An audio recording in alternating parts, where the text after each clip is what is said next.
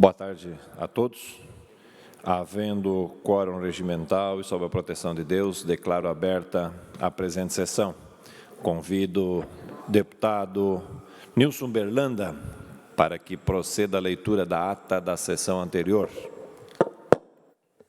Senhores deputados, senhoras deputadas, catarinenses, senhor presidente, farei então a leitura da ata da 49ª sessão ordinária da segunda sessão legislativa da 19ª legislatura da Assembleia Legislativa do Estado de Santa Catarina, realizada em 6 de agosto de 2020. Presidência, deputado Mauro de Nadal. Secretarias, deputado Maurício Scudilac. Às 9 horas do dia 6 do mês de agosto do ano de 2020, nesta cidade de Florianópolis, capital do estado de Santa Catarina, reuniu-se na Assembleia Legislativa em sessão ordinária, havendo quórum regimental. O senhor presidente declarou abertos os trabalhos e convidou o senhor deputado Maurício Scudilac para, como secretário, proceder à leitura da ata da sessão anterior que, em consonância com o parágrafo 1º do artigo número 106 do requerimento interno, o senhor presidente deu a por aprovada.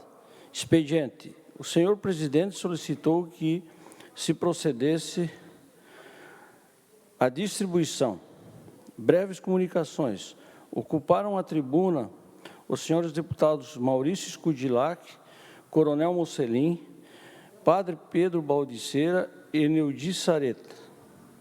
Em grandes expedientes, nesse horário destinado aos partidos políticos, ocuparam a tribuna os senhores deputados Dr. Vicente Carro Preso e Paulinha, Bloco Social Democrático, Maurício Scudilac, PL, e Sérgio Mota, Bloco PP, PSB, Republicanos. Ordem do dia. Foram aprovados os pedidos de informação número 533 a 535 de 2020. As moções de números 357 a 358 de 2020.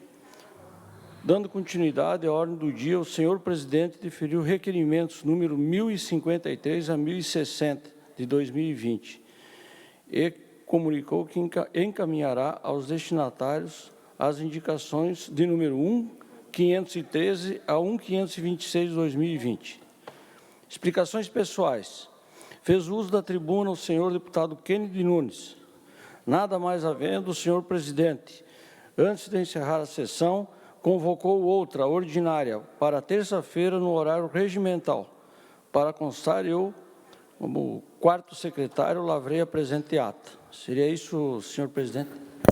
Obrigado, deputado Berlanda. Dou por aprovada a ata que acaba de ser lida. Solicito a assessoria para que proceda a distribuição do expediente. Breves comunicações. Fará uso da palavra pelo tempo de até 10 minutos, deputado Coronel Mocelin.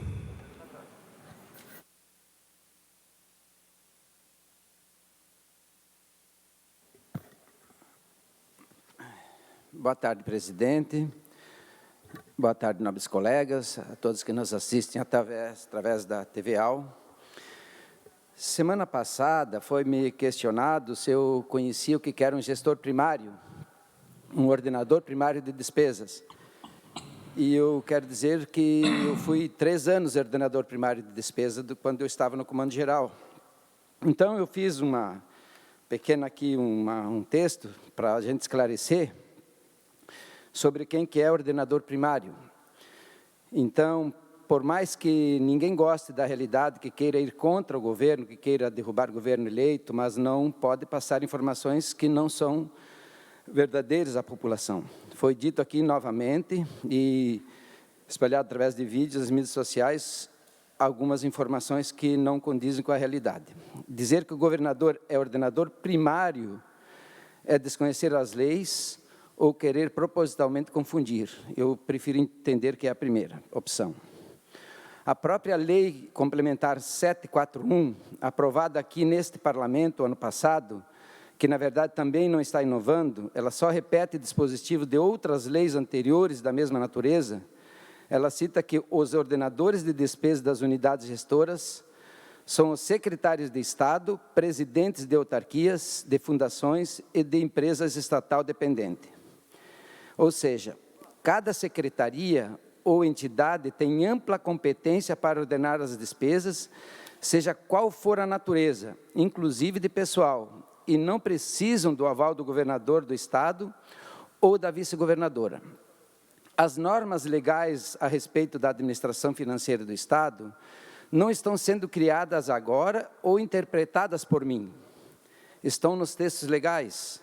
São atribuições dos titulares de cada pasta esta responsabilidade pela despesa executada em cada unidade administrativa.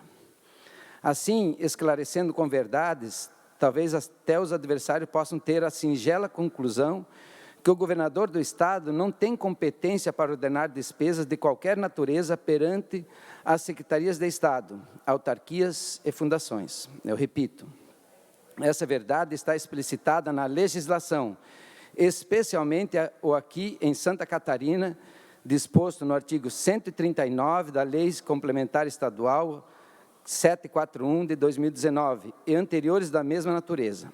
Já era assim para os outros governos e governadores, e é assim hoje. Isso é a verdade, tá, pessoal? E eu tenho aqui a Lei Complementar 741 de 2019, artigo 139. O ordenador de despesa é todo e qualquer agente público cujo ato resulte em emissão de empenho, autorização de pagamento ou dispêndio de recursos do Estado ou pelos quais este responda, identificando-se em ordenador de despesa da unidade gestora, ordenador de despesa da unidade administrativa. Parágrafo 1º, o ordenador de despesa de unidades gestoras constitui-se no secretário de Estado, no presidente de autarquia, de fundação, de empresa estatal dependente ou em outro agente público expressamente indicado por lei para esta função. E aí diz que fica o ordenador de despesa da unidade gestora autorizado a delegar a função para a execução de despesa de unidade gestora sem que implique necessariamente criação de unidade administrativa. E aí discorre mais um pouco do que fala o decreto. E eu também estudei um pouco mais sobre o que é um ordenador de despesa. Então, eu fiz aqui um apanhado, vou fazer um resumozinho que eu achei interessante, do Virgínia Cassarotto, do Rio Grande do Sul, um artigo que foi feito aqui. Então, porque nós temos aí despesas de longo prazo, que são os planos plurianual, de médio prazo, né, que são as diretrizes orçamentárias, e tem hoje, vai ser aprovado, se não me engano, aqui na Assembleia, vai ser votado pelo menos, que é a LOA, né, Lei Orçamentária Anual. E dentro daqueles limites financeiros que cada secretaria tem, ele pode fazer as suas despesas dentro daquele limite financeiro, não vai pedir para o governador o que ele vai fazer ou não.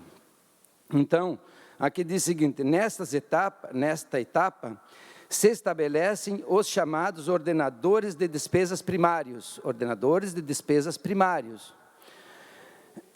ou seja, aqueles que assumem a gerência da execução orçamentária em suas grandes áreas de atuação.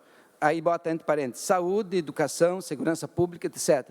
Como eu disse no início, eu fui ordenador de despesas primário quando eu estava no Comando Geral do Bombeiro, que o bombeiro tem gestão administrativa financeira própria, faz a folha de pagamento, faz as licitações, só que ele está limitado dentro de um orçamento que é aprovado aqui pela Casa, pela Assembleia Legislativa. Se o comandante do bombeiro fizer qualquer irregularidade, não é o governador que vai responder, não era o Colombo que era o governador que ia responder por uma atitude minha como comandante do bombeiro. E assim funciona na Secretaria de Saúde, Secretaria de Administração, em todas as pastas, o ordenador primário é o secretário da pasta, não do governador. Eu queria fazer esses esclarecimentos aí, porque foi dito na semana passada que o governador é ordenador primário de despesas, e isso aí, então, fica esse esclarecimento. Obrigado, prefeito. Ainda em breves comunicações, fará uso da palavra pelo tempo de até 10 minutos, deputada Paulinha.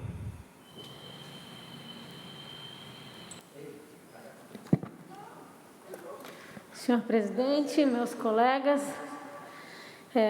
como tenho aqui respeitado o distanciamento social devido, vou retirar a máscara para falar com um pouco mais de sonoridade com Vossas Excelências. Primeiramente, eu quero deixar aqui uma menção do ato que tive o privilégio de participar ontem na cidade de Lages, na companhia do deputado Berlanda, do deputado Márcios, e primeiro agradecer ao governo do Estado, ao secretário de Saúde André e ao governador, evidentemente, por dar o primeiro passo para a abertura da nova ala do Teresa Ramos. Ali são 28 novos leitos de UTI que inauguram essa nova fase da obra, senhor presidente. Claro que a gente tem na emergência agora a pandemia, mas a gente tem o discernimento do quanto essa nova fase, essa nova ampliação do Teresa Ramos vai permitir que vidas sejam salvas no Planalto Serrano. No ato que a gente depois seguiu acompanhando, além do pagamento das emendas parlamentares que foi anunciado, com a menção individual de cada parlamentar que fez as suas indicações, somando mais de 12 milhões para aquela região, é importante que seja dito. Nós também tivemos outros temas bem importantes que foram tratados naquele momento. Dos atos do governo que foram anunciados, que eu não vou retratar todos aqui, foram muitos, eu quero destacar algumas ações da Defesa Civil. Primeiro, o anúncio de autorização para o lançamento de edital para a contratação da empresa que vai fazer a execução da obra da SC 370, o trecho da Serra do Corvo Branco, que tantas vezes nós pedimos aqui nessa casa. Não apenas eu, né, senhor presidente? Lembro do deputado Volney Weber, que também tratou de audiências nesse sentido. E hoje, na verdade, no dia de ontem, o governo do Estado deu o passo para a contratação da empresa de uma obra que está estimada em cerca de 48 milhões. O deputado Márcios, o deputado Berlanda, em muitas ocasiões também reiteraram esse pedido ao governador. E eu gosto de falar de causas, deputado Kennedy, que são coletivas, que envolvem vários de nós. Eu vou te dizer que o governador, na fala dele ontem, deixou claro isso. O movimento que o governo faz em relação a essas obras, ele vem muito fruto daquilo que é dito no parlamento, pelos pedidos feitos pelos parlamentares e, naturalmente, pelos prefeitos também da região, que pautaram que fizeram um encaminhamento das suas obras mais importantes. Então, eu quero agradecer ao secretário Tiago Vieira, que tem surpreendido no exercício da competência à frente da Secretaria da Infraestrutura, que tem postulado agora um novo caminhar de obras por várias regiões. No dia de ontem também foi anunciada a retomada da obra da SC 390, Anita Garibaldi e Celso Ramos. Uma outra obra também histórica. O deputado Titon, eu lembro que falava muito dessa obra, pedia muito, é uma luta de anos e anos, que agora tem o anúncio de obra em sequência também pela retomada da obra. Essas questões são estratégicas. E eu quero dizer que esse é o Estado que eu quero discutir no parlamento.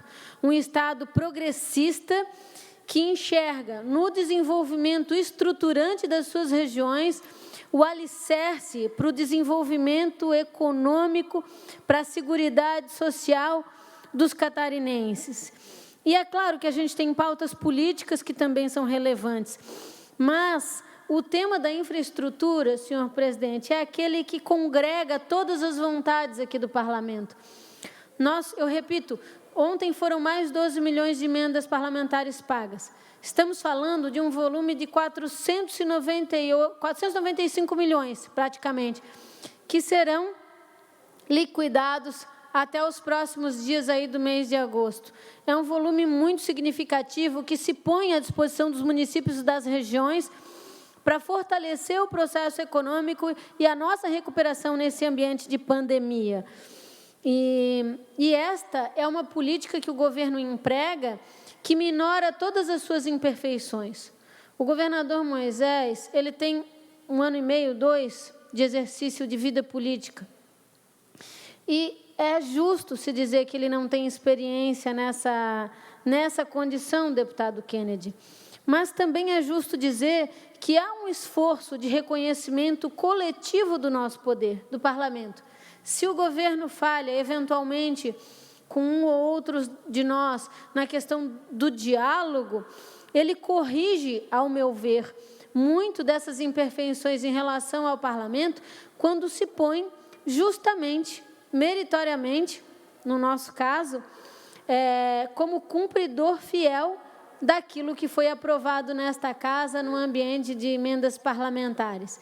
E é necessário que a gente faça esse gesto de gratidão, que inclusive Vossa Excelência, em um belo momento, disse, olha, eu agradeço ao governo quando ele cumpre com o seu dever, que é o pagamento das emendas. Nesse sentido que eu acho que vale a concordância efetiva de todos nós, né, de uma forma bastante grandiosa. Nos minutos finais, eu quero fazer uma observação com Vossas Excelências em relação ao pedido de impeachment desenhado, o primeiro protocolizado, né, que nós tivemos aqui a leitura do relatório. Eu me dediquei a ler. Até então, eu falei muito da questão da credibilidade do autor, que eu continuo reiterando. Jamais vocês vão me ver calar diante de uma situação de violência, principalmente a violência contra a mulher. Mas, a despeito disso, e é justo que se diga, a causa tem que ser analisada pelo seu objeto, por si. E eu quero ler alguns trechos aqui para Vossas Excelências. Abertura do processo de impeachment do cargo que se impõe ao governador, a vice e o secretário Tasca, sob pena de, olha o que ele diz de nós, reduzir os poderes legislativo e judiciário a fantoche de déspotas esclarecidos. O pleito da associação a qual pertencem, como até um simulacro de defesa ao erário do tipo advogado do diabo, só não se atentaram ao mais importante, a verdade que sempre aparece. Olha só, e aí ele segue com inúmeras citações nos seus 2 pedidos, frases de efeito. Calar diante de uma fraude é ser uma fraude também, ditado árabe este. Pugna-se pelo arrolamento das testemunhas. Aí ele põe aqui como rol de testemunhas. Ex-ministro Sérgio Moro, procurador do MPF Delton Dallagnol, deputada estadual de São Paulo, Janaína Pascoal, procurador Afonso Guizo Neto, ex-desembargador Nelson Schaeffer, pessoa que eu tenho grande respeito, inclusive, ex-juiz do TRE Márcio Vicari. Assim, ó, vamos falar sério, né, gente? Deputada, só uma parte. Eu já lhe concedo, só para mim concluir o raciocínio. Vamos falar sério. Tem um novo pedido de impeachment aí que eu não conheço, não vi, não posso falar sobre ele. Mas sobre esse que eu li todo, isso aqui é uma piada, né? Isso aqui é uma piada. Ele contribui com Santa Catarina no quê? Quando nos falta tempo e condições para discutir o que realmente é necessário para a vida do cidadão catarinense. Vamos discutir a democracia por meio de um processo de impeachment? Ótimo, mas com seriedade. E eu faço aqui essa contestação porque eu acho afrontoso um cidadão, no seu pedido de análise, estabelecer um juízo de valor a esta casa, da qual eu pertenço, nos chamando de fantoche de déspotas esclarecidos. No meu ver, deputado Kennedy, fantoche é esse autor que está a serviço de alguém que eu não conheço. E não é este parlamento, não sou eu. Eu não vim aqui para fazer de conta no exercício do meu mandato. Eu vim para exercê-lo com dignidade e com respeito. Respeito que eu sempre atribuí, inclusive, àqueles que pensam diferente de mim. E não é um cidadão que não consegue se pôr de pé diante de uma mulher com dignidade que vai aqui me chamar de fantoche ou qualquer outro colega. Francamente, eu acho que nós deveríamos tomar a decisão de todos arquivar de uma vez esse pedido e rediscutir Santa Catarina Mais 30 segundos para concluir, deputado. Para concluir, sob outro tom, sob outro regramento de coisas, não sobre isso aqui, que é um conjunto de falácias e frases de efeito. Muito obrigada, senhor presidente. Senhor presidente. Sim, deputado Padre Pedro. Senhor presidente, não, estou só fazendo. Obrigado, senhor presidente. Eu imagino que Vossa Excelência estava testando o som, né? É isso? Perfeito. Ainda em breves comunicações, fará uso da palavra deputado Kennedy Nunes. Senhores e senhoras, eu só gostaria de responder à deputada Paulinha, com o maior respeito que eu tenho por Vossa Excelência sabe, por favor, essas testemunhas que Vossa Excelência colocou, a senhora, eu digo para a senhora ler o outro que foi aceito, porque esse foi rejeitado, inclusive pelo próprio presidente. Não, o que foi admitido não tem essas testemunhas. Essas testemunhas estavam no 1º de janeiro, que foi arquivado em fevereiro, que é o mesmo arquivado pelo Ministério Público. O que nós acatamos é outro, deputada. Então, não vem querer enganar o catarinense, porque eu estou falando daqui, ó. E olha só aqui, ó. Passei o dia ontem, ó. Passei o dia ontem estudando.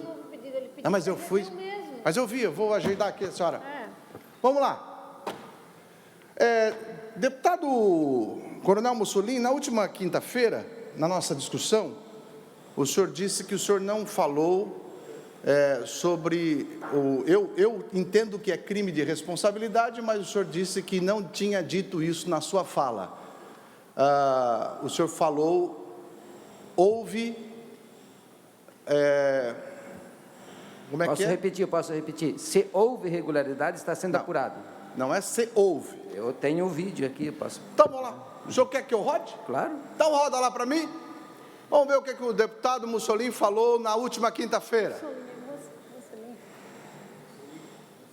O Pleno diz que houve crime de responsabilidade. Crime de responsabilidade por falta de embasamento legal. Sim, houve irregularidade. Sim, houve irregularidade. Sim, houve irregularidade. Sim, houve irregularidade. Não tenho se houve irregularidade. Vossa Excelência fala em houve irregularidade. Vamos lá para a lei. Cortar o vídeo não vale, né, secretário? Vamos lá para a lei. Não tem nada cortado. Eu só voltei para o senhor não dizer que eu estou colocando palavra na sua boca. O senhor falou, houve irregularidade. Vamos lá para a lei, o que é irregularidade? O senhor falou que eu falei que houve crime. Eu disse que não houve crime. Não, tá bom. Eu disse que era crime. O senhor disse que era irregularidade. Mas vamos lá para a lei. O que a lei diz sobre irregularidade que está ali? Vamos para a lei? A lei 1079 de 1950.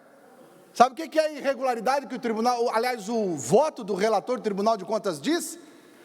São crimes contra a guarda legal de empenhos, orientar e ordenar despesas não autorizadas por lei ou sem observância a prescrições legais relativas às mesmas. Essa irregularidade está no voto do relator, que foi aprovado por 7-0 o voto. Vamos lá para a outra lei? Porque eu falo crime. Coronel Mussolini está igual o ex-controlador-geral que chegou chegou na CPI e disse que houve roubo. Aí depois disse, não houve roubo, era ilícito. A questão semântica, mas o deputado não disse se houve irregularidade. Vossa Excelência falou... Eu estou procurando o vídeo aqui, porque ali foi cortado o vídeo. Não, roda para mim de novo, por favor. Roda para mim de novo. Não duvida da minha palavra. Roda para mim de novo. Vê se tem o C. Vê se tem o C. Roda lá. O Pleno diz que houve crime de responsabilidade. Crime de responsabilidade por falta de embasamento legal. Sim, houve irregularidade. Sim, Vossa Excelência disse... Sim, houve irregularidade. Sim, houve irregularidade. Sim, é uma afirmação. O senhor também não duvida da minha palavra. Não. Eu falei se houve irregularidade. Volta lá, coloca lá de novo, meu Deus do céu. Coloca lá de novo. Estou falando da gravação. O Pleno diz que houve crime de responsabilidade. Crime de responsabilidade por falta de embasamento legal. Sim, houve houve irregularidade? Sim. Houve irregularidade? Sim. Não, não. Você ouve, não. Sim. Mas vamos lá. Eu sei o que eu falei, deputado. Eu sei o que eu falei. Eu também Em sei momento também. algum, o Pleno do Tribunal de Contas falou que houve crime de responsabilidade. Mas em Vossa momento algum, Excelência o senhor tá afirma isso. Vossa O senhor afirma Excelência isso. falou que sim, houve irregularidade. Se houve irregularidade, está sendo apurado. Eu falei isso. Sim. Eu não vou rodar Vamos de novo. fazer a porque vai perícia e depois a gente cansar. discute. Eu não vou rodar de novo porque vai cansar. Mas é sim, houve irregularidade. A única questão. Vamos fazer a perícia e depois a gente discute. A única questão que Vossa Excelência fala é que Vossa Excelência fala sobre irregularidade e eu disse crime de responsabilidade. E a irregularidade, senhor presidente, eu gostaria que garantisse a minha palavra agora. Vossa Excelência está com a palavra, Obrigado. deputado Clariquende Nunes. A irregularidade que o voto do tribunal fala, Sargento Lima, é falta de embasamento legal para aumento salarial. Essa é a irregularidade. O que é a irregularidade? O que é? Pela Lei 8.429 de 92, a falta de embasamento legal para o aumento, no seu nono, é ordenar ou permitir a realização de despesas não autorizadas. Isso daqui daí nem é crime de responsabilidade, isso daqui constitui ato de improbidade administrativa. Isso aqui a lei de 92 diz que a irregularidade que o Tribunal de Contas diz que houve, a lei de 92 coloca como ato de improbidade administrativa. A lei de 1950, a lei 1079, coloca como crime de responsabilidade. Então, é só para escolher. Se é de 50, é crime de responsabilidade. Se é de 92, crime administrativo. Ah, o governador não sabe, tadinho, estou começando a ficar com pena dele. De quem é esse de acordo aqui? De acordo. Governador Carlos Moisés, deixa eu botar o óculos aqui para ver que hora que ele assinou esse de acordo. Sabe o que é esse de acordo? Esse de acordo diz assim, ó. Autorize o processo de instrução, de análise e pleito desta irregularidade. Daqui fala, dessa irregularidade. Ele assinou isso daqui no dia 3 de outubro, às 15h58. Está aqui, ó. Ah, não, quer mais? Vamos lá. Quem é que assinou isso daqui? O Tasca. Vamos ver que dia que é o Tasca que assinou? 14 de outubro. Qual é a hora que ele assinou? 8h47. Muito bem. Vamos lá, então? Espera aí, deixa eu pegar mais um aqui. Deixa eu pegar mais um aqui. Aqui. Eu estudei ontem. Estudei, afinal de contas, eu preciso falar daquilo que está, do objeto. De quem é esse ofício do dia 15 de janeiro, assinado pela Daniela Cristina Rainer? Que hora que ela assinou? 16h54. Vocês estão pensando que vocês vão enganar de novo o catarinense, dizer que isso daqui é balela, dizer que isso daqui... O que é isso? Vocês estão pensando o quê? Pensando que nós aqui temos outros assuntos para tratar? Temos outros assuntos para tratar, sim. Aliás, eu acho que nós vamos ter mais assuntos para tratar, porque ontem entrou nessa casa aqui um novo pedido de impeachment. O novo pedido de impeachment é daí, deputada Paulinha, assinado por ex-desembargador, presidente de entidades. Eu acho que daí a gente vai começar a tratar sobre os fatos. E o legal de tudo é você ver a defesa. E eu li a defesa. Eu li a defesa. Eu não estou aqui para julgar ninguém nesse momento. Mas eu preciso trazer a verdade. Como essa, deputada Paulinha, com todo respeito, quando Vossa Excelência fala dos testemunhas, esse processo já foi arquivado. Esse processo já foi arquivado. O processo que foi admitido está aqui, ó. Deixa eu ver. Aliás, esse processo que a senhora fala está aqui, ó. Ele não foi acatado. Isso aqui, ó. Ele não foi acatado. Aqui tem Sérgio Moro, tem tudo. Esse daqui foi rejeitado no dia 2 de fevereiro, 5 de fevereiro, pela casa. O Ministério Público levou mais tempo para rejeitar. Mas esse daqui não é o processo que foi acatado. O processo que foi acatado é outro, que tem outros elementos de decisão, como, por exemplo, o 7-0 do tribunal do voto do relator Vandal, que diz que houve irregularidade, como disse o deputado Mussolini. Que tem, por exemplo, a posição do decano, que fala que o Tribunal de Contas tem, sim, condições de fazer esse tipo de análise. Então, eu só queria dizer aos catarinenses, pagamento de emenda não vai comprar voto aqui, porque o que o governador está fazendo é só cumprindo lei. Pelo menos para mim. 30 segundos, senhor presidente, para terminar. 30 segundos para Vossa Excelência concluir. Até porque emendas parlamentares não são indicações de deputados, são os deputados que andam, aceitam os pedidos e determinam o pedido de obra dos prefeitos das comunidades. Não tem favor nenhum, governador, pagar emenda, é só cumprir a lei. Deixe bem claro aqui, essa casa não será comprada por pagamentos de emenda. Muito obrigado.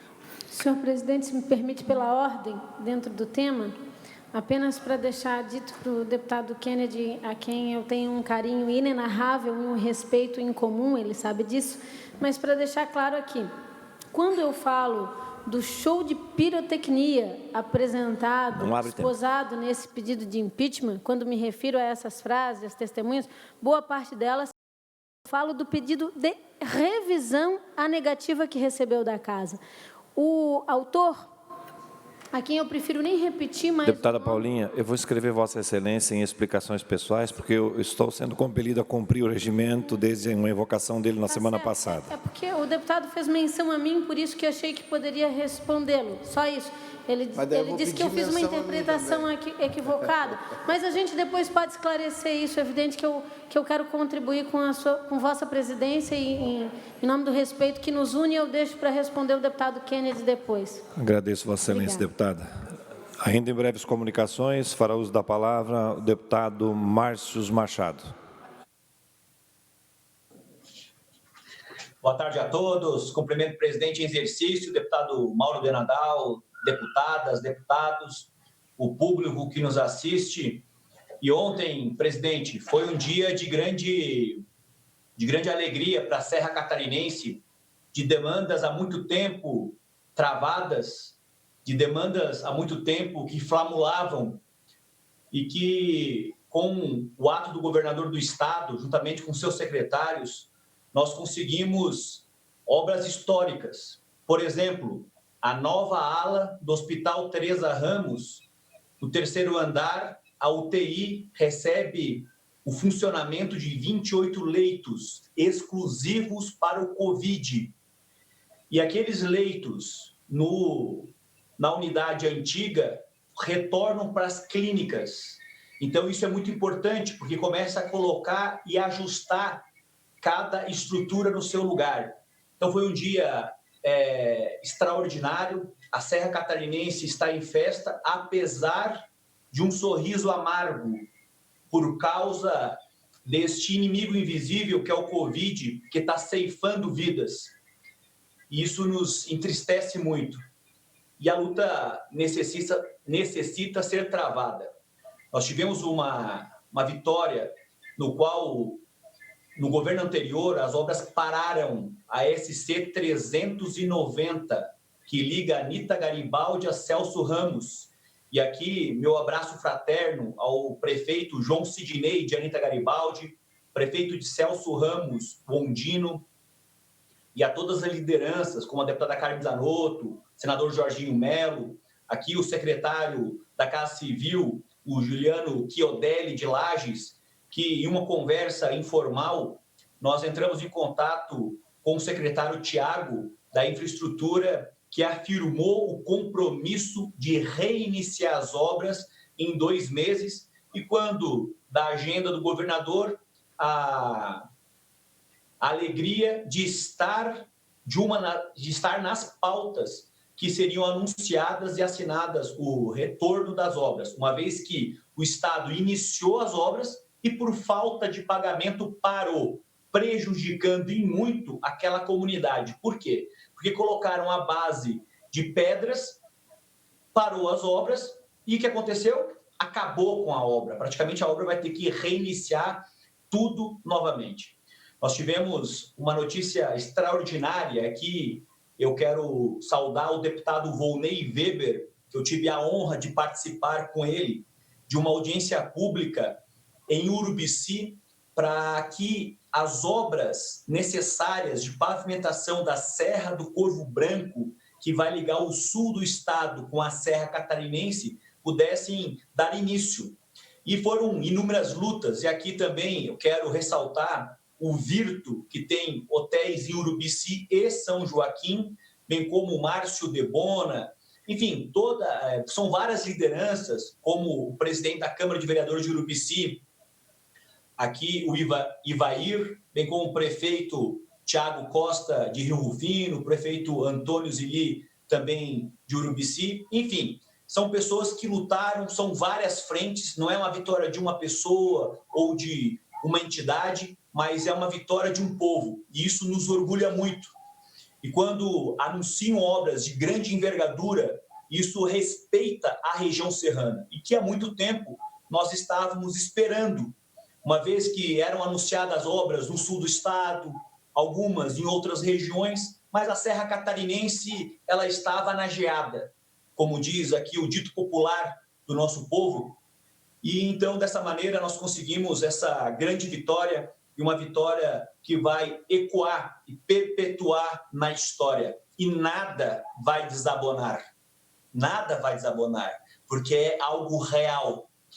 Nós temos também os estudos para continuidade da pavimentação em concreto da SC 114, que já tem concreto no trevo da 282, indo até Otacílio Costa, passando pela cidade de Palmeira, e aqui um abraço à prefeita Fernanda Córdova, e as obras pararam. Agora não, vai ser feito um estudo de viabilidade para continuar a pavimentação em concreto. Haja vista empresas de grande importância na área do papel e precisam de ter uma pavimentação forte para que toda aquela produção possa escoar para o Brasil e para o mundo afora.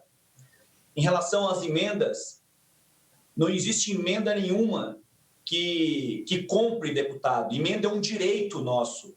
Então, nós indicamos as emendas, mas é importante ressaltar, presidente, que foi no governo Carlos Moisés que ele honrou o compromisso, que ele honrou com a lei, porque o meu conterrâneo, Raimundo Colombo, não honrou.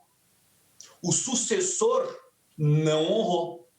Então, isso é lei, mas o executivo ele tem que cumprir a lei. E, claro, com a expertise, com a inteligência dos novos colegas, e aqui ressalto a importância do deputado Marcos Vieira, que nós conseguimos agora garantir não só de fato que existia, mas garantir de direito. Na realidade, existia de direito, mas não de fato. E hoje nós temos emendas que são de grande envergadura, emendas que contribuem com a base. E aí sim, eu ressalto, por exemplo, 8 quadras de grama sintética que vai beneficiar a região serrana, 4 centros de reabilitação motora, com hidroterapia, fisioterapia e algumas com sala de pilates. Imagine, sala de pilates para que o povo possa fazer. Que, infelizmente, para você fazer pilates hoje, tu tem que pagar e é um valor considerado em relação à tecnologia, porque a tecnologia, ela traz resultados. Então, nós vamos conseguir fazer isso com grande maestria. Uma vez que dentro da minha equipe de trabalho, presidente, eu tenho um grupo de engenheiros que fazem os projetos e fiscalizam obras. Vale ressaltar que nós temos uma obra na cidade do Painel, que é uma capela mortuária.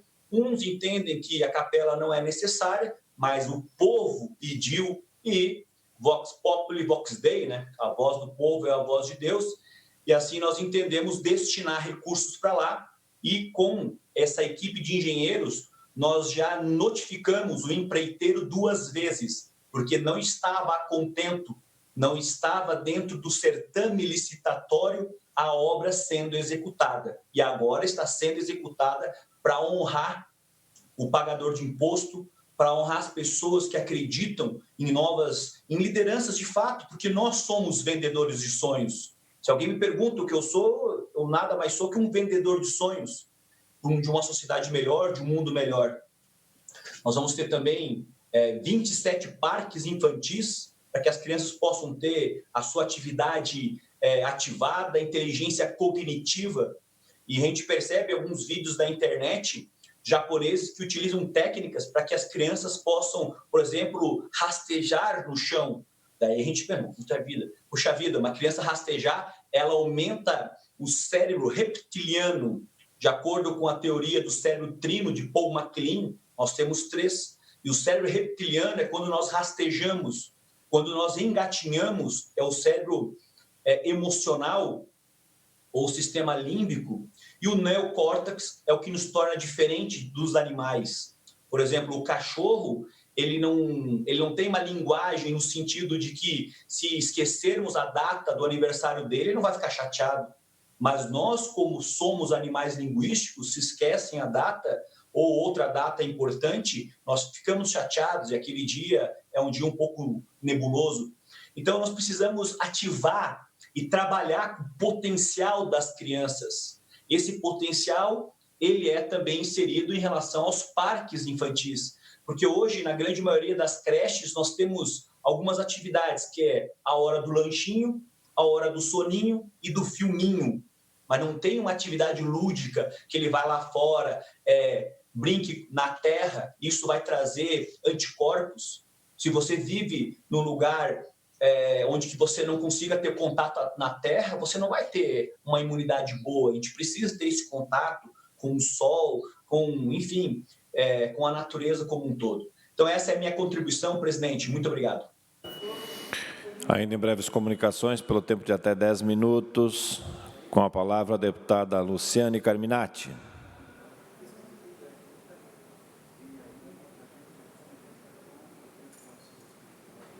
Não vejo a deputada Luciane Carminati aqui nos meios digitais. Fará uso da palavra a deputada Ada De Luca. Deputada Ada, se sobrar um tempinho, deputada Ada, eu gostaria de também ocupar parte, tá bom, querida? Não é o horário do partido, deputado Cobalcini. Na sequência, Vossa Excelência poderá usar o horário do partido junto com o deputado Fernando Krelling. Tá ok. Mas eu acho que vai sobrar, deputado. Boa tarde a todos os catarinenses, boa tarde aos colegas, TVAL, Rádio Alesc, né? Por essa tarde maravilhosa, que estamos todos com saúde e um sol belíssimo lá fora. Minha saudação especial aos advogados, né, pelo nosso dia. Também, de uma forma muito carinhosa, me dirijo aos estudantes, igualmente lembrados nessa data, são, o nascedouro das novas lideranças, são os estudantes. A essas e a todas as categorias, minhas forças e sinceras esperanças de dias melhores. É por isso que nós estamos aqui para defender ações que proporcionem dignidade ao nosso povo catarinense nesse momento tão caótico que estamos atravessando, né? O momento da desgraça do coronavírus. E observando de muito de perto este cenário, eu não posso deixar de me manifestar, presidente, a minha indignação. Senhoras deputadas, senhores deputados, cidadão catarinense, que nos acompanham agora nesse momento, que nos escutam, que nos veem, enfim. Foi com espanto que recebi informação, tá, que o governo do estado pretende suspender o auxílio para o pagamento dos custos dos leitos de UTI. Foi com um tremendo espanto que eu escutei isso aí.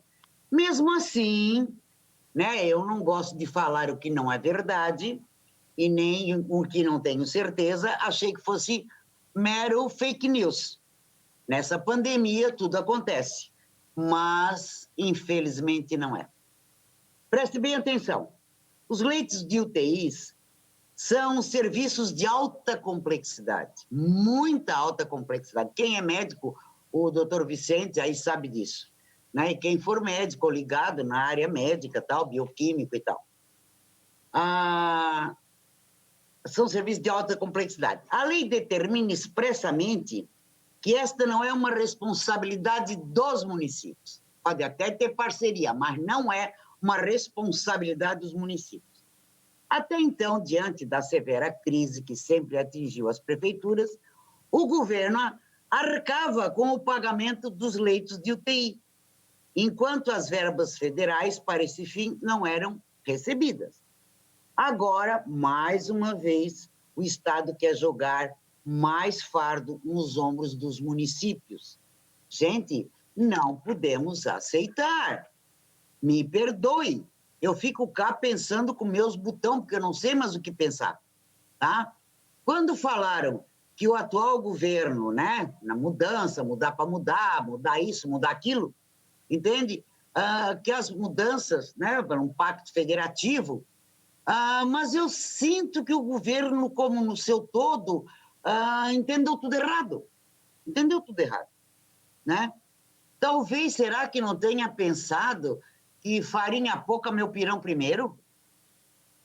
Mas quem é pai, quem é mãe, sabe que quando falta comida em casa, primeiro come os filhos. Se sobrar, come os pais. Aqui está sendo feito ao contrário, é lamentável. É lamentável. Vamos cuidar da saúde, ajudar os municípios. Primeiro a saúde do catarinense, para depois as outras necessidades. Agora é a nossa saúde, é a saúde de todos. Enquanto o candidato no nosso governador pregou que faria diferente. Eu não poderia imaginar que a diferença fosse tão diferente. E aí vai me dando assim uma tristeza, que ou eu venho aqui, exteriorizo o que eu sinto, e o que eu sinto, eu procuro averiguar, procuro saber, não venho falar palavras soltas, não, tá? Tem outra situação. Nós já estamos sobre a égide da lei eleitoral. Uma série de restrições são impostas quanto à liberação de transferência de recursos, gente. Mas as vidas não podem esperar trâmites burocráticos. A vida não pode esperar trâmites burocráticos. Em caso dos hospitais municipais, tudo bem. Passa-se o recurso para os municípios. Mas em casos de hospitais filantrópicos, que forma a maior rede de assistência hospitalar constituída em Santa Catarina, esse recurso precisa ir diretamente para o hospital. Se não cai o dinheiro público, é transferido para o município, mas aí trava ali, já que a lei eleitoral impede transferência para os hospitais, por exemplo. Gente, temos que pensar nisso. E o governo, no seu todo, também tem que pensar. Oh, meu Deus! Então, o povo catarinense é preciso conhecer o estado de Santa Catarina, saber da realidade, das necessidades que o povo efetivamente tem. E as necessidades que, no momento, o povo efetivamente tem, tá? É o quê? É a saúde. Quando se fala em experiência para administrar, é isto. É saber como as coisas funcionam e não ir empurrando as coisas com a barriga. O que seria de Santa Catarina, minha gente, sem os hospitais filantrópicos? É só olhar agora, o doutor Vicente mesmo sabe disso, né, que é um defensor dos hospitais. As emendas parlamentares representaram um grande apoio aos hospitais comunitários catarinenses. Mas esse é um momento atípico, é um momento de pandemia, é um momento de desespero, é um momento de uma morte por dia. E nós não podemos mais aceitar isso. Foi aquilo que eu disse na reunião mais recente da Comissão de Saúde, aqui na Assembleia Legislativa. É preciso ter criatividade para encontrar novas soluções diante de novos desafios. São novos desafios mesmos. Não adianta despir um santo para cobrir o outro. Alexandre Gambel nos ensina: nunca ande pelo caminho traçado, pois ele te conduz somente pelos caminhos já trilhados. Coragem, criatividade, experiência, comprometimento com o povo catarinense. É isso que nós esperamos nesse momento. É isso que cada catarinense, até o catarinense que tem 16 aninhos, ele está esperando isso. Não precisa ser uma faixa etária entendida que lê jornal, não. O jovem está esperando isso. Eu sou muito ligada na juventude e eles me mandam muito zap, então eu estou falando também em nome da juventude. Mas antes de finalizar a minha revolta, né, e deixar essa tribuna, né, quero compartilhar com os senhores a ampla repercussão da receptividade que estamos tendo perante a lei que institui o Programa de Atenção às Vítimas de Estupro em Santa Catarina. A importância dessa lei é fortalecer o combate à impunidade. De que forma? Confirmando as provas que caracterizam o estupro. Obrigada, caros colegas, que foram muito sensíveis a essa iniciativa para dar apoio às vítimas por meio da identificação de provas periciais que confirmem a eventual ocorrência desse crime tão hediondo. As estatísticas sobre estupros em Santa Catarina, gente, são alarmantes. Segundo o relatório do Fórum Brasileiro de Segurança Pública, de 2018, o número do registro de estupros em Santa Catarina cresceu 88% desde o início de 2010. Isso sem contar agora, o período da pandemia, com o aumento dos casos de feminicídio, por exemplo. Então, com toda certeza, esse projeto vem para ajudar, e muito, as vítimas em Santa Catarina, proporcionando respeito e dignidade, sigilo e privacidade em um momento tão penoso, tão difícil. Colegas, muito obrigada. Contem sempre com essa deputada nessa luta que não é minha, é de todos nós. Muito obrigada. Passamos ao horário destinado aos partidos políticos. O primeiro horário de hoje pertence ao bloco parlamentar PP, PSB e Republicanos, pelo tempo de 10 minutos e 30 segundos. Senhor presidente, eu não sei se o Altair ou o Zé Milton queira falar, ou o João, porque é o meu horário do Sérgio, nós não queremos usá-lo. Não sei se eles estão...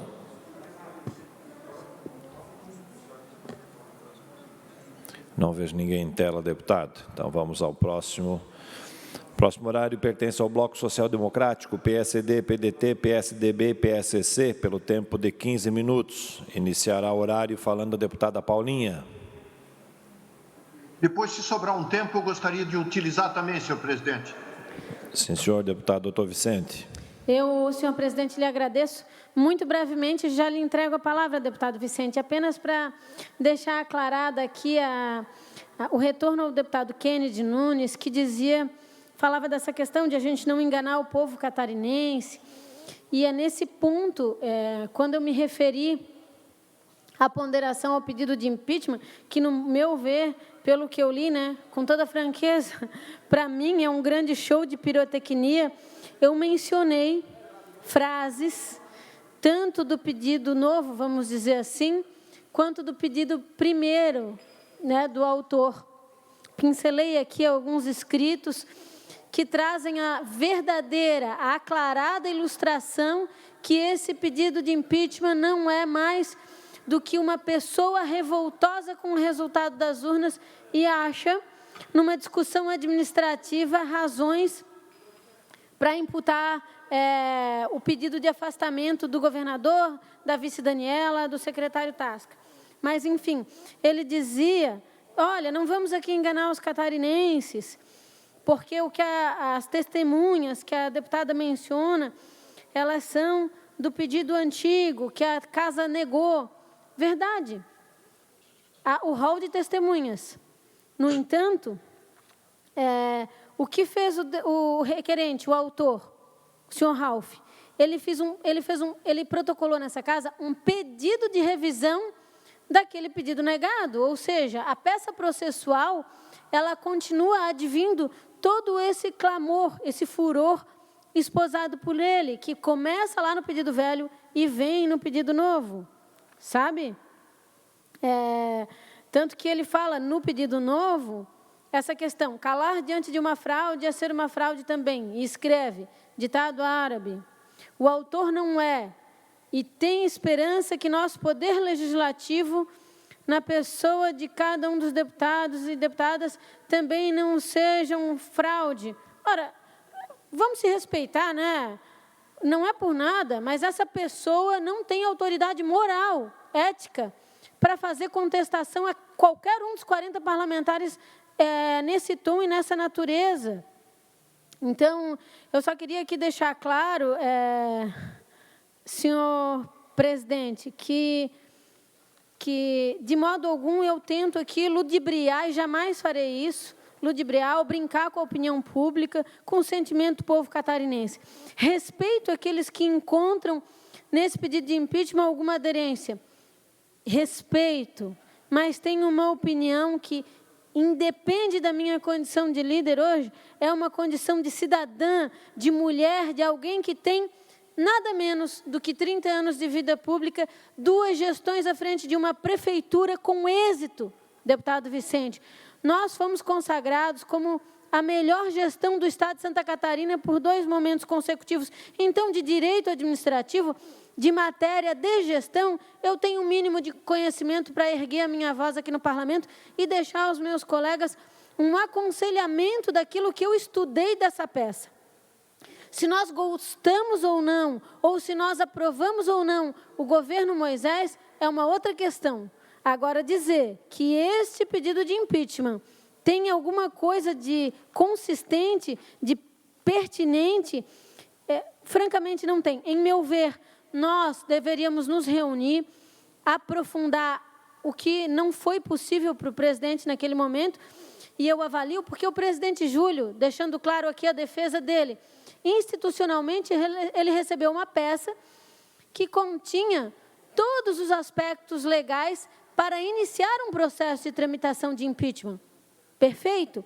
Mas na análise de mérito, no momento de análise de mérito, não há como a gente seguir com isso aqui adiante. É nesse sentido que eu trago o meu aconselhamento e é nesse sentido que eu trago luz, né? Um pedido de impeachment que está ali escrito que, no caso de afastamento do governador, a gente ainda tem tempo para fazer nova eleição esse ano, seja em benefício do erário, já que as eleições têm custos. Ora, o que isso tem a ver com a matéria? Ele está discutindo como é que vai ser feito o pedido, processo eleitoral ou não, no caso de um impeachment que não tem fundamento efetivamente legal na matéria. É só esse esclarecimento que eu queria trazer ao deputado Kennedy, que eu tenho muito carinho e muita consideração. Nós não estamos aqui para ludibriar a opinião pública, ao contrário, para esclarecer não apenas os catarinenses, mas os colegas dessa casa também. A palavra é sua, deputado Vicente. Senhor presidente, senhoras e senhores parlamentares, as pessoas que nos ouvem pelos meios de comunicação, eu também, primeiro, eu gostaria de fazer um agradecimento todo especial ao secretário Tiago Vieira, da Infraestrutura, por ter anunciado, através de edital, o edital de processo de licitação 55/2020, onde será selecionada a empresa que irá elaborar o projeto de engenharia rodoviária para as obras de restauração, inclusive com aumento de capacidade da rodovia SC 477. Para quem não sabe, essa talvez tenha sido no governo anterior e até no ano passado, uma das rodovias em que mais esse parlamento solicitou providências do governo estadual. Eu me lembro do deputado, colega médico também, Antônio Aguiar, que mora em Canoinhas, e a quem eu saúdo e mando um caloroso abraço, né, que era uma solicitação praticamente diária. E todas as sessões nós ouvíamos reclamação de inúmeros buracos, aliás, era, e provavelmente ou foi, até porque agora está sendo muito mais bem cuidada, né, uma das rodovias onde que mais tinha buracos por metro quadrado. Inacreditável. O trecho de 34,5 quilômetros vai de Canoinhas até o entroncamento com a BR-116. E as empresas interessadas têm até o dia 9 de setembro, às 14 horas, para a entrega da documentação e propostas. E a abertura das propostas se dará naquele mesmo dia na sede da Secretaria de Estado da Infraestrutura. Então, eu, como uma das autoridades, e quero fazer aqui justiça, que foram vários os deputados, vários os prefeitos, presidentes de associação de prefeitos, comunitários, que solicitaram para que essa obra saísse do papel.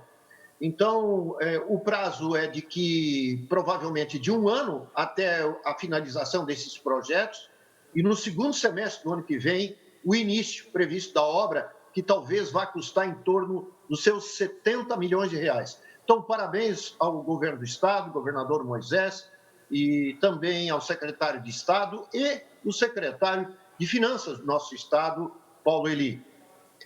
Mas aqui, senhoras e senhores, eu sou obrigado a parar, meditar em nome da política. A política, nós temos que, muitas vezes, parar e fazer justiça. Não tem, entende? Ainda há pouco foi comentado e saiu a foto de vários deputados ontem fazendo a inauguração do Hospital Teresa Ramos, com 28 leitos de UTI. Eu me lembro que eu era secretário da Saúde, mal e mal eu tinha esquentado a cadeira e me surgiu do Pacto por Santa Catarina um pequeno convênio.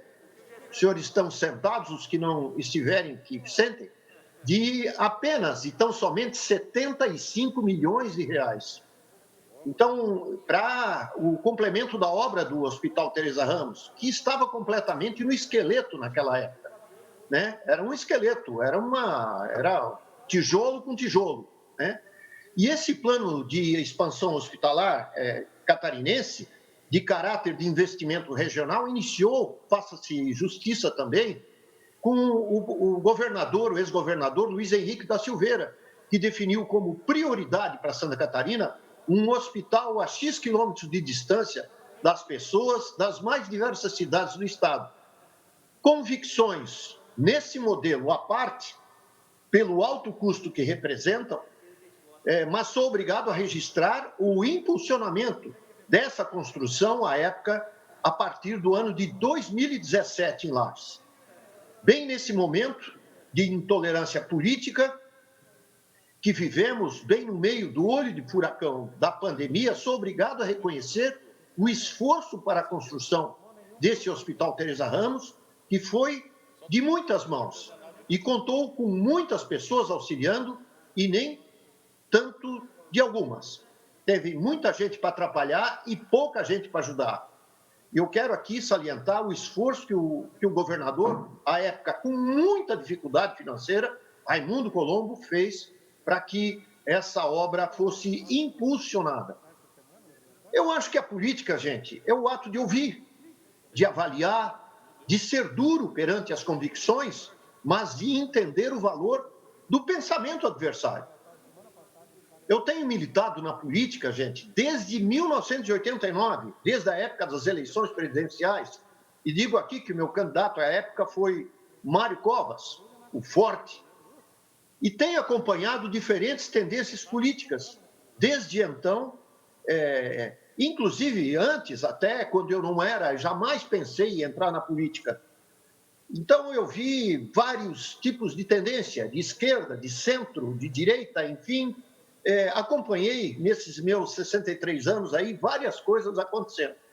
Mas agora, o que eu mais me ressinto e me preocupo é com a política transformada em caso de vida ou de morte, de irracionalidade, de tornar ameaças às reputações pessoais banalizada através de verdadeiros massacres em redes sociais. Tanto para pessoas, instituições, ou, pasmem os senhores, para descobertas científicas.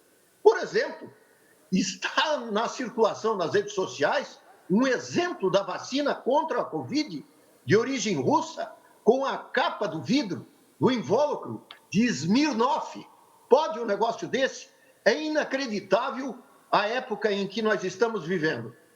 Isso é preocupante, gente. Meus amigos, deputados estaduais e as pessoas que estão ouvindo, e por essa razão e tantas outras, eu quero registrar aqui a minha esperança de melhores tempos, de que as instituições do regime democrático, elas sim prevaleçam, se tornam cada vez mais fortes, se tornam verdadeiras instituições e referências em nosso Estado e principalmente em nosso país.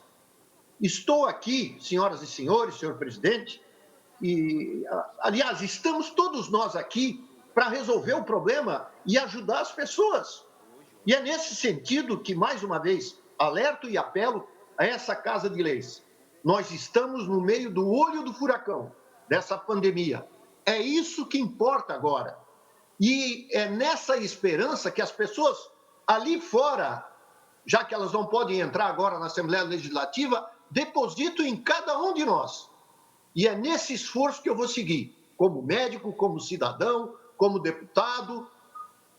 E assim que eu gostaria que fosse esse o posicionamento forte do nosso parlamento, né? Dar as mãos com o cidadão, o contribuinte, para apoiá-lo nessa hora. Obrigado, um abraço a todos.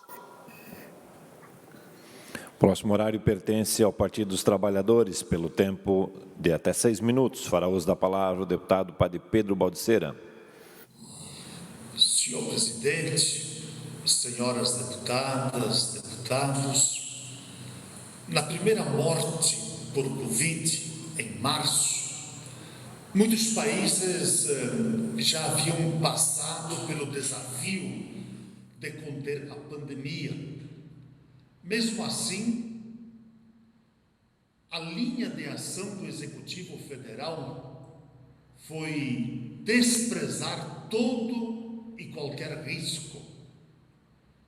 Menos de 6 meses separam o primeiro óbito da vítima em 100.000 óbitos.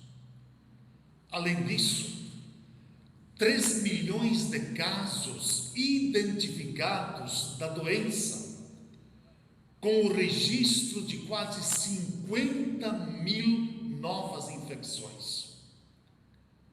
E as principais instituições de pesquisa e saúde apontam que o número real é muito maior, já que testamos muito pouco. A Covid-19 matou no Brasil praticamente o mesmo número de pessoas que a tuberculose vitimou no país em mais de 2 décadas. É inadmissível que, mesmo sabendo do que ocorreu em outros países, nós não conseguimos conter uma avalanche de mortes.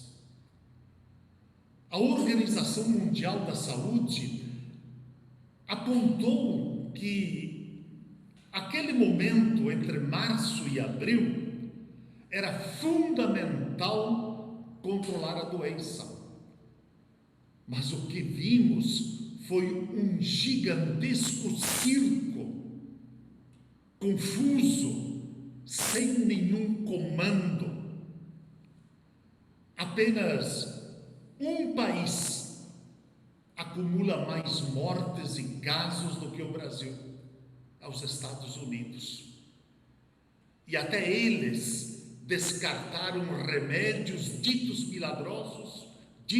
milagrosos, mas que na prática não tem qualquer resolutividade. Então, neste momento, vivemos o luto de 100.000 famílias, um luto que podia, sim, ser minimizado. E no último sábado, perdemos a referência de Dom Pedro Casaldáliga. Algumas pessoas caminham e a cada vez que firmam os pés no chão, deixam muito mais do que pegadas. Dom Pedro Casaldáliga caminhou, semeou, construiu e deixa em cada passo a sua trajetória. Uma lição de amor, de respeito à vida e de luta por milhões de pessoas que, mesmo distante de seus olhos, estavam próximos de sua mente e do seu coração. Por mais que busquemos palavras para definir a grandeza de Dom Pedro Casaldáliga, sempre será muito pouco diante do que ele representou, representa e representará para o nosso povo que luta pela vida, que caminha e que estende a mão aos irmãos e irmãs, como ele sempre nos ensinou. Um gigante da vida, da humanidade e da fraternidade. Descansou, deixando para o mundo a semente da indignação, que faz brotar consciência e nos leva a dar as mãos. Cada um e cada uma de nós cultiva dentro de si um pouco do que Dom Pedro Casaldáliga plantou. E é preciso que a cada momento, a cada instante da nossa vida e da nossa caminhada, possamos plantar cada vez mais atitudes em defesa da vida, em defesa da dignidade, em defesa da solidariedade e não ao desprezo da vida. É preciso mudar e nós mudamos a partir da nossa consciência. Por isso, deixo aqui também a minha palavra de indignação por mais de 100 mil mortos desse país que, infelizmente, houve sim descaso dos nossos governantes. Fizeram pouco, subestimaram, e aí está o desastre que está acontecendo nesse nosso querido país. Obrigado, senhor presidente. Próximo horário pertence ao PL, pelo tempo de 8 minutos.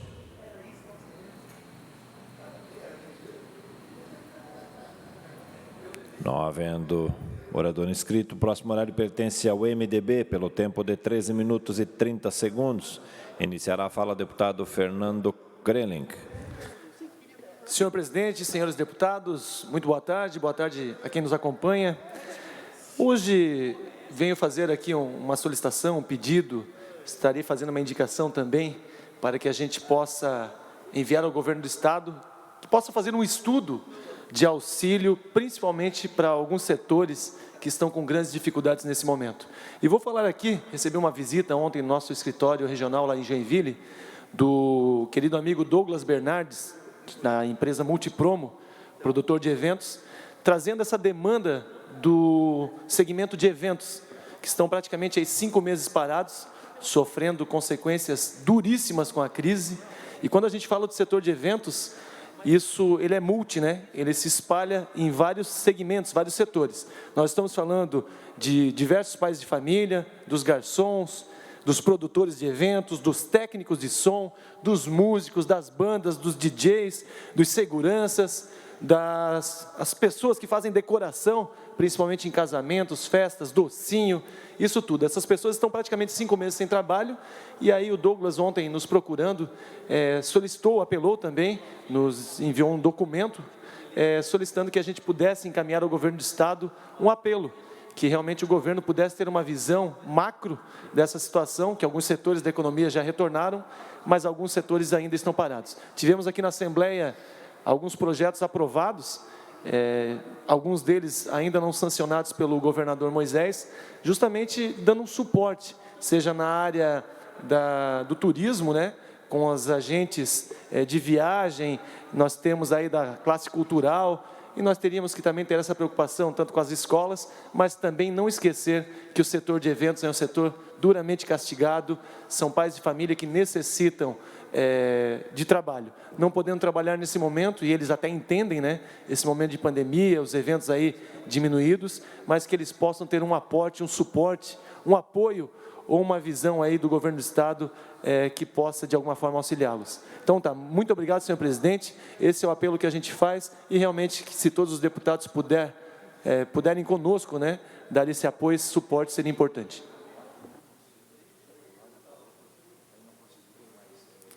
Senhor presidente, deputado Mauro de Nadal, senhora deputada Paulinha, deputada Ana Campanholo, deputadas presentes de forma remota, senhores deputados,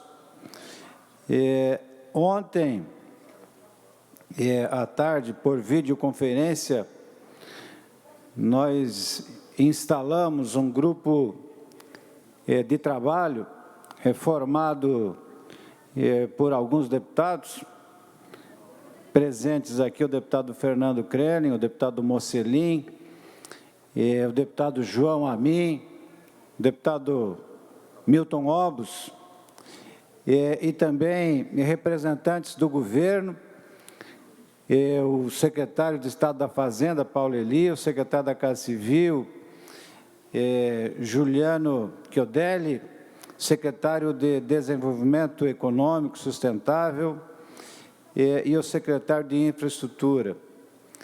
E ainda representantes das empresas de transportes de passageiros, seja urbano, interurbano, intermunicipal e também de fretamento. Essas empresas vivem hoje uma situação de calamidade. Muitas delas sem qualquer possibilidade até da retomada das suas atividades, dada a situação de penúria, eu diria que quase que em situação pré-falimentar. Muitas demitindo seus colaboradores e outras ainda não demitindo por conta de que não possuem recursos para o pagamento das rescisões dos seus trabalhadores.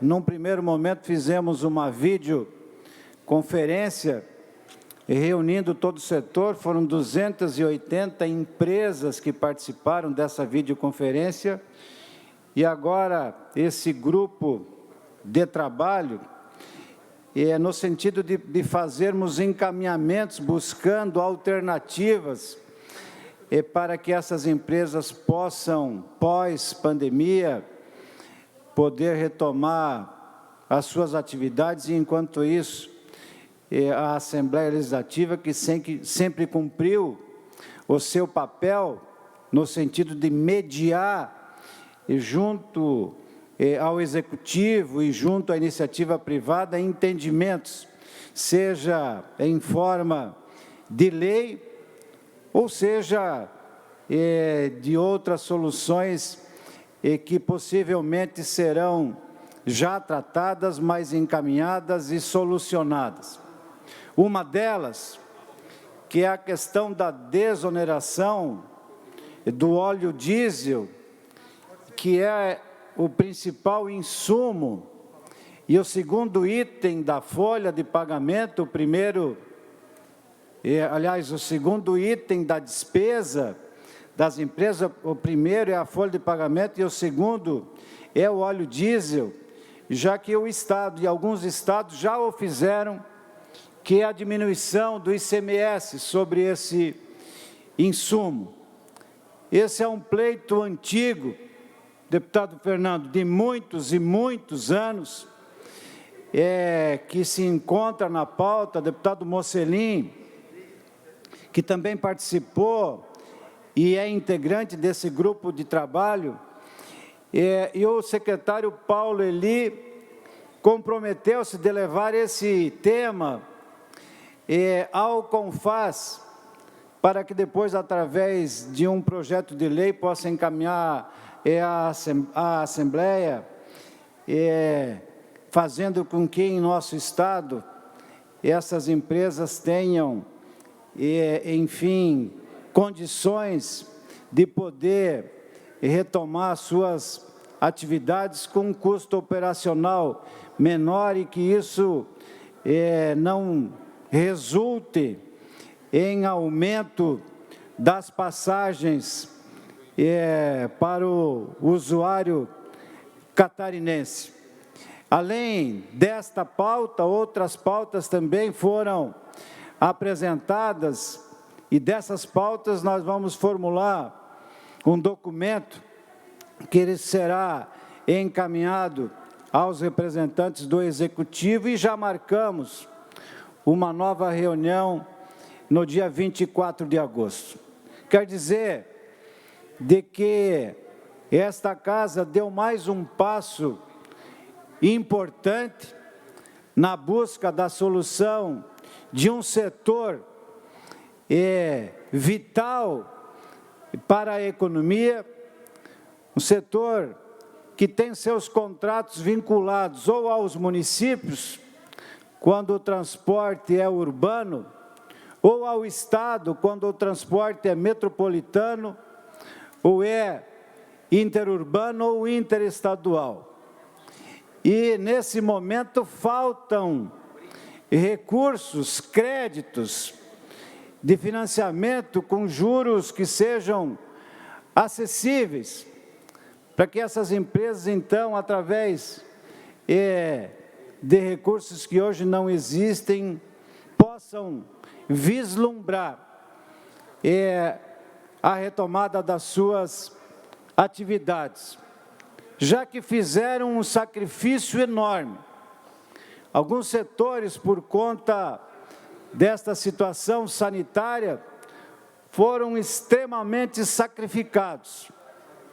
Além dessas empresas, poderia falar aqui das escolas particulares, e do setor de serviços, área de turismo também extremamente prejudicada, o setor hoteleiro. E, nesse momento, penso que o Estado, estrategicamente, deva impor os seus olhos sobre esses setores e que já foram muito além da sua condição. E sem a participação do Estado, a grande maioria dessas empresas, deputado Gerri, deputada Paulinha, já não tem mais pernas, já não tem mais braços, e é para retomar a condição anterior. Então, quero participar aos colegas deputados também, e não se encontra na sessão o presidente Júlio, que atendeu uma comissão de empresas que vieram trazer a esta casa a situação dramática, porque estão passando, e então nós estamos, creio que, oferecendo um alento, mas que efetivamente possamos encontrar um caminho para que os trabalhadores, os que mais precisam dos seus deslocamentos, da sua casa até o seu trabalho, possam encontrar na porta da sua casa, na sua rua, no seu bairro, o transporte que aqui em Santa Catarina, sem exceção, é efetuado pelos ônibus, e também aqueles que fazem fretamento, seja de turismo, seja mesmo transportando os alunos. E hoje, infelizmente, dado o tempo que nós estamos sem que as escolas estejam funcionando, sejam elas públicas ou sejam elas privadas, essas empresas que fazem o transporte dos estudantes também estão em situação e absolutamente dramática. Então, quero dizer de que o segundo encontro foi extremamente proveitoso e nos faz acreditar de que possamos, num curto espaço de tempo, deputado Sargento Lima, Vossa Excelência, que também, me lembro, fez um pronunciamento aqui neste sentido, de que num curto espaço de tempo possamos encontrar alternativas, não apenas pensando nas empresas, na sobrevivência das empresas, mas pensando naqueles que precisam de um transporte público e com qualidade, para que possam, enfim, ir e vir, os seus deslocamentos para o trabalho, enfim, para as suas necessidades do dia a dia. Quer dizer de que fiquei bastante esperançoso, senhoras deputadas e senhores deputados, que esta casa, mais uma vez, possa encontrar um caminho dentre tantos que já encontrou nesse ano extremamente difícil, num ano absolutamente atípico, e que também possa oferecer uma resposta a esses setores que clamam para que o Estado possa encontrar soluções para os problemas dramáticos que vivem. Muito obrigado, senhor presidente. Próximo horário pertence ao PSL, pelo tempo de 7 minutos. Não havendo oradores. Se ninguém tiver... Oi, deputado Coronel Moceniin fará uso da palavra. Eu queria aproveitar para esclarecer nossos catarinenses de que aqui foi dito e depois eles dizem que é a questão de esclarecer a população. Então, nós vamos esclarecer a população. Primeiramente, o senhor Ralph, ele entrou com pedido do Ministério Público, o Ministério Público negou, ele entrou com pedido no pleno do Ministério Público, uma denúncia de improbidade administrativa, o pleno do Ministério Público mandou arquivar, entrou com pedido aqui na Assembleia, a Assembleia arquivou, depois entrou com outro pedido. E no Tribunal de Contas do Estado, foi dito aqui na Assembleia, por isso que é importante esclarecer o cidadão catarinense, que o pleno do Tribunal de Contas do Estado afirma que houve ato de improbidade administrativa. Eu quero deixar bem claro que em nenhum momento ele acusou, fez menção em ato de improbidade administrativa. E aí, depois eu quero saber se houve a participação do governador Moisés. O pleno do Tribunal, aliás, o Tribunal de Contas afirma que não houve a participação do governo do Estado.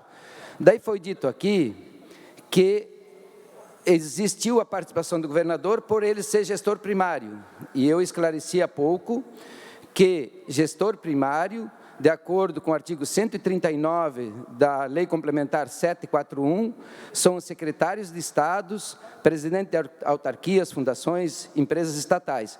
Então, vamos deixar bem claro para os nossos catarinenses que não existe a participação do governo do estado naquelas ações dos procuradores e nem existe a questão dele ser possivelmente acusado por ser gestor primário, por ele não ser gestor primário de acordo com uma lei aprovada por nós aqui na Assembleia. Era só esse esclarecimento que eu gostaria de fazer. Obrigado.